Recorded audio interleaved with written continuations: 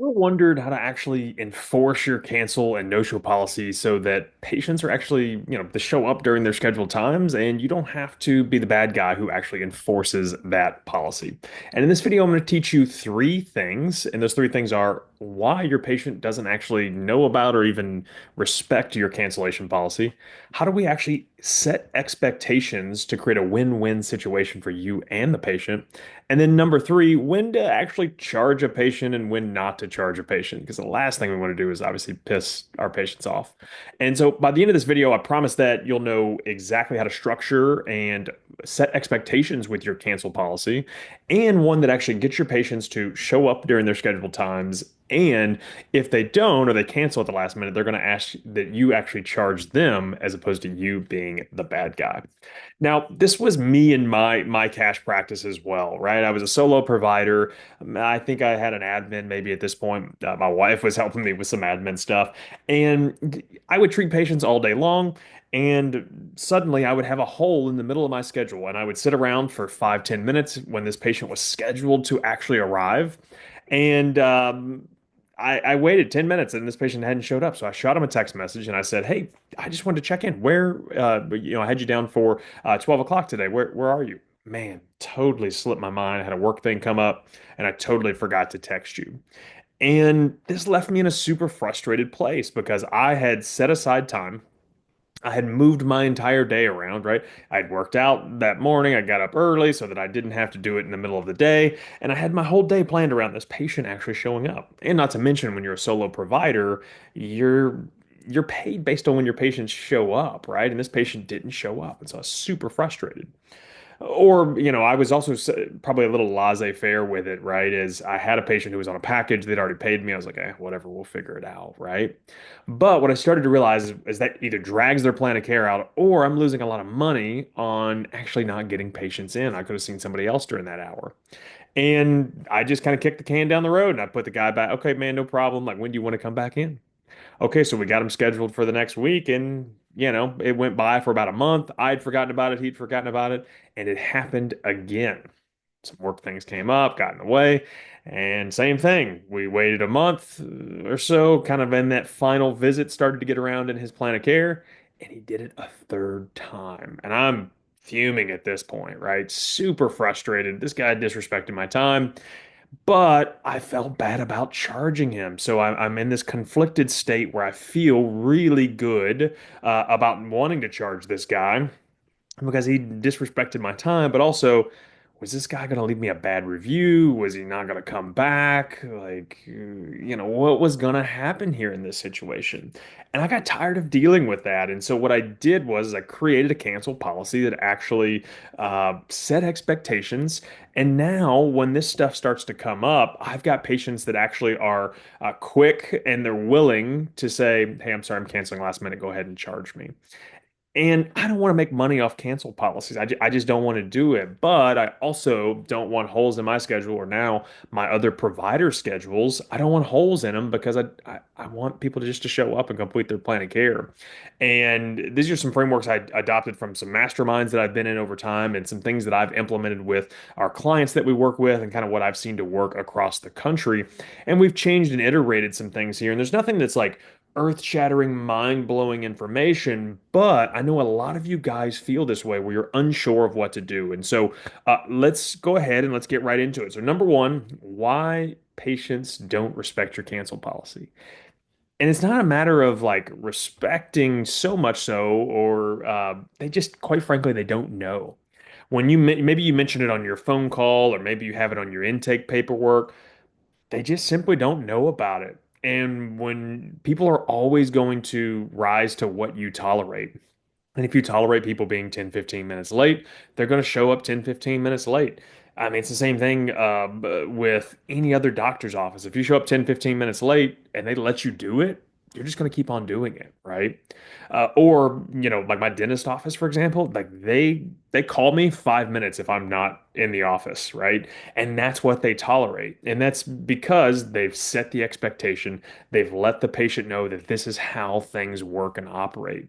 And so for you guys, you get frustrated that your patients aren't respecting your time, but it's because they don't know what the expectations are. And that's the biggest thing is you have to actually set those expectations. And that's the big thing with this. And that's the main point that I want to make in our in this training video is how do we set expectations that actually create win-win environments for everybody? And there's three distinctive touch points when we're talking to our patients and how that we actually get our cancel policy in front of them and they're very well aware of it. And there's a couple different iterations you can make depending on your office, but these are the big ones. And so I set expectations early and often so that there's no mystery. That's one of the like surefire ways to piss a patient off is like not actually setting expectations. How unfair would it be?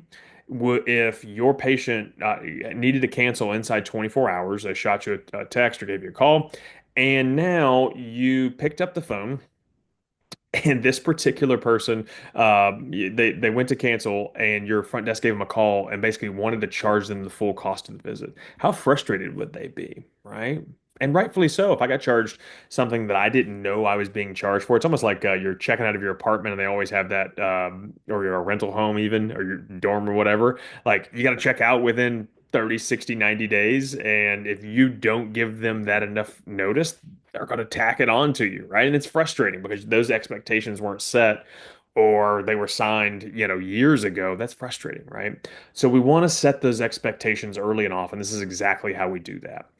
First thing on the phone, we always bring this up every single new patient on the phone. Got to have it. We got to set those expectations and we have to let them know what the cancellation policy is. Short, sweet, simple. Hey, we have a 24-hour cancellation policy.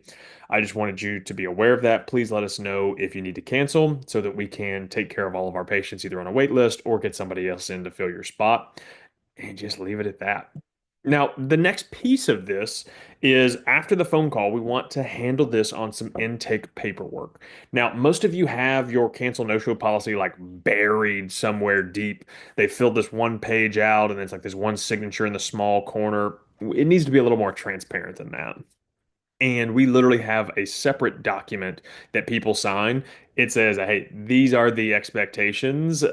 We would expect you to cancel outside of 24 hours out of respect for our patients. And they literally have to put a signature and an initial next to those lines so that they are well aware of it at that point, that this is what our policy is, and we want to make sure that they are aware of it. And then lastly, what I do, and this is where a lot of you guys make the mistake, is if it does happen, you get two ends of the spectrum. You get what I used to do, which was I just tolerated it and said, okay, no problem, I'll reschedule you. And I didn't actually uphold it. Or you get somebody who didn't warn them at all and they do it and they're ready to charge them. That's how you make a client mad.